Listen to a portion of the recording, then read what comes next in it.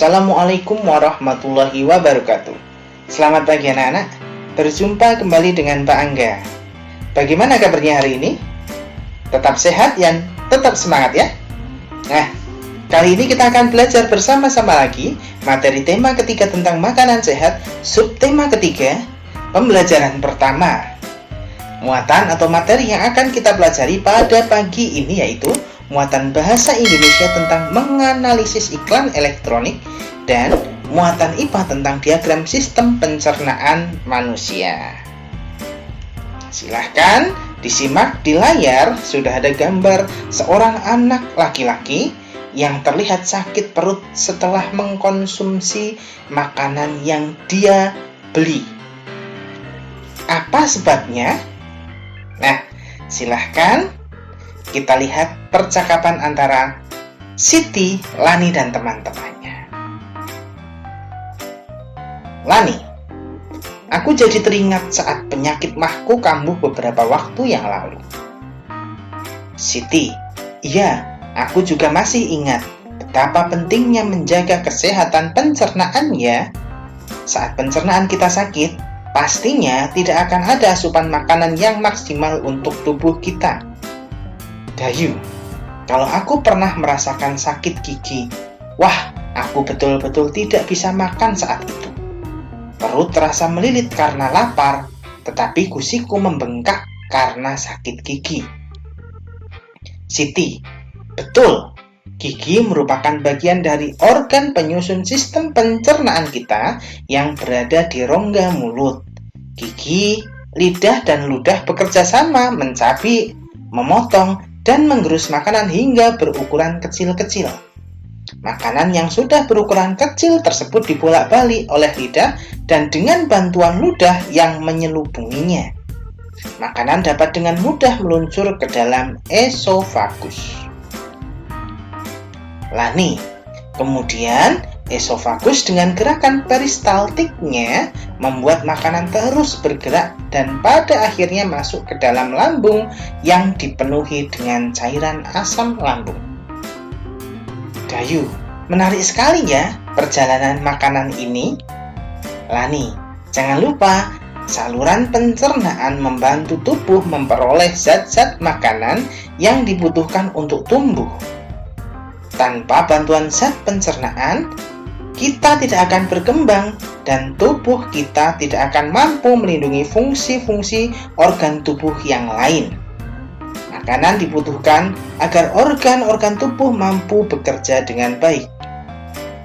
Siti, mengingatkanku pada beberapa iklan di televisi yang mempromosikan obat yang dapat membantu mengurangi sakit mah, membantu mengatasi perut yang kembung akibat gas yang berlebih, serta mengurangi panas dalam dan sariawan.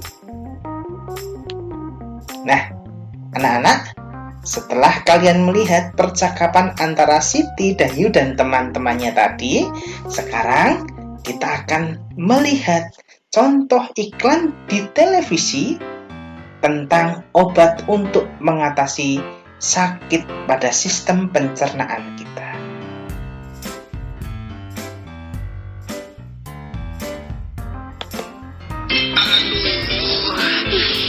Makan gak benar, bikin perut gak benar. Gak bawa PSP, ya.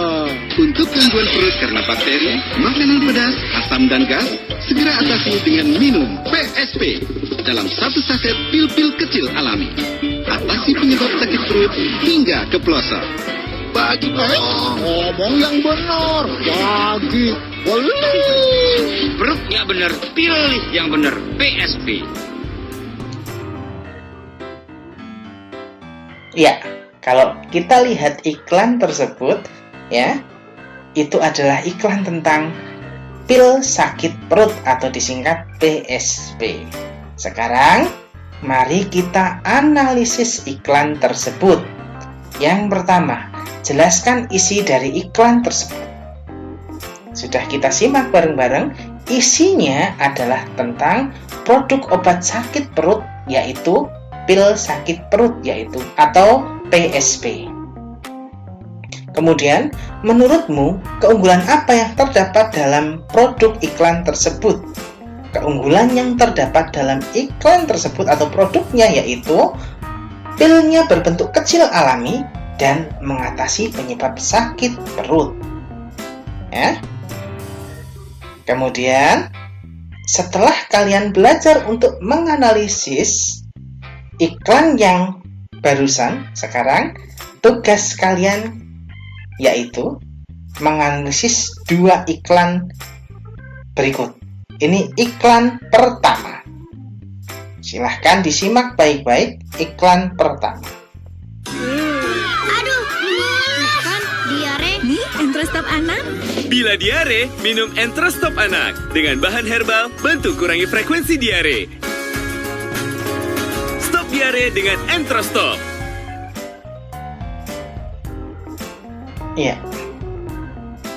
Analisisnya, ini masih tugas kalian ya. Ada 2 iklan. Ini adalah iklan pertama. Analisisnya adalah tayangan tersebut merupakan iklan tentang titik-titik.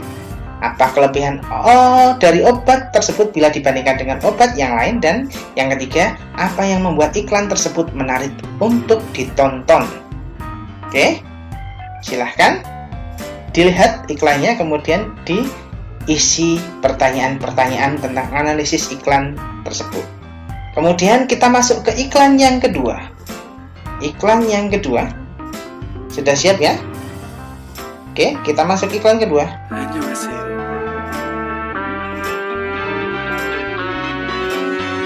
Yo, bapak-bapak, ibu-ibu, adik-adik, yang baik lemburan, yang lagi putus cinta, yang lagi skripsian, sampai yang hobi ngebobak, ada lagunya.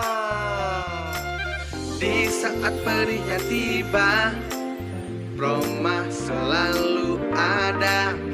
Teman pas perih-perihnya, buat lambung gembira. Suka makan, sering nongkrong, ada sobatnya. Stres lembur, banyak deadline, ada sobatnya. Bikin skripsi, ditolak dosen, ada sobatnya. Patah hati, diputusin, ada sobatnya.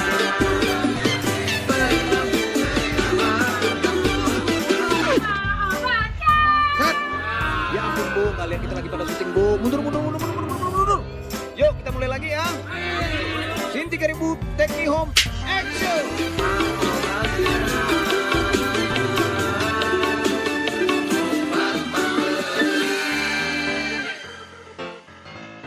Iya.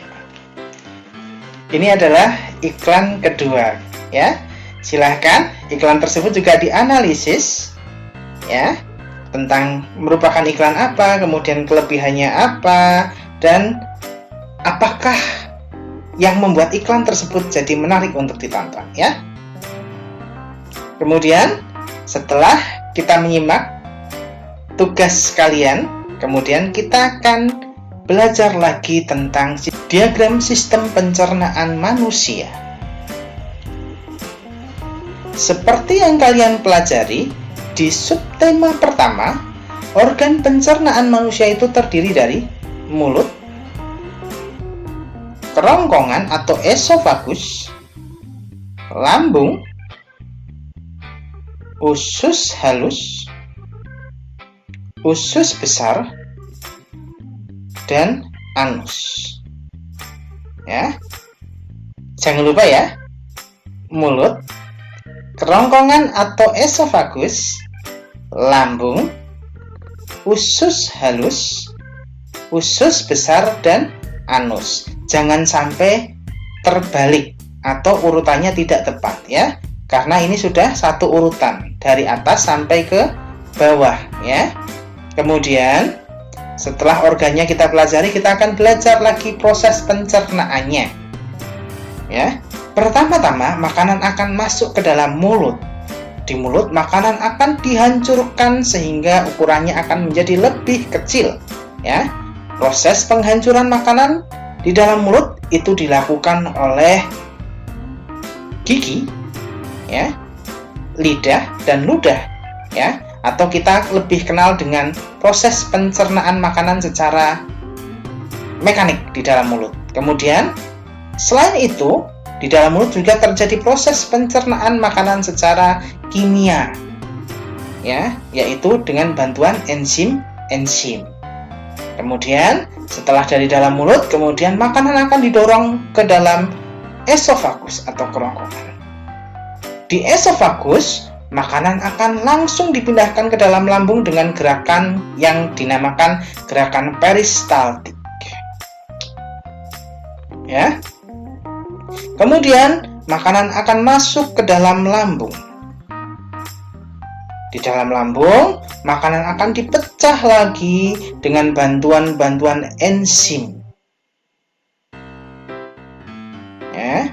Kemudian setelah itu, makanan akan masuk ke dalam usus halus. Di dalam usus halus, makanan akan diserap nutrisinya. Setelah makanan terserap nutrisinya, kemudian makanan akan dikirim ke usus besar. Di sini, makanan yang sudah terserap nutrisinya akan diserap lagi airnya. Ya, selain diserap airnya, makanan tersebut juga akan dilakukan pembentukan feses atau sisa-sisa makanan yang sudah tidak berguna lagi. Kemudian, setelah dari usus besar, sisa makanan yang tidak berguna lagi ini, atau kita lebih kenal dengan feses, akan dikeluarkan melalui anus. Ya, kira-kira begitulah proses pencernaan makanan pada manusia. Oke? Kiranya cukup sekian pembelajaran pada pagi ini. Jangan lupa, tugasnya dikerjakan. Tuliskan pada buku tulis kalian. Selamat belajar. Selamat mengerjakan tugas. Pak Angga akhiri. Wassalamualaikum warahmatullahi wabarakatuh.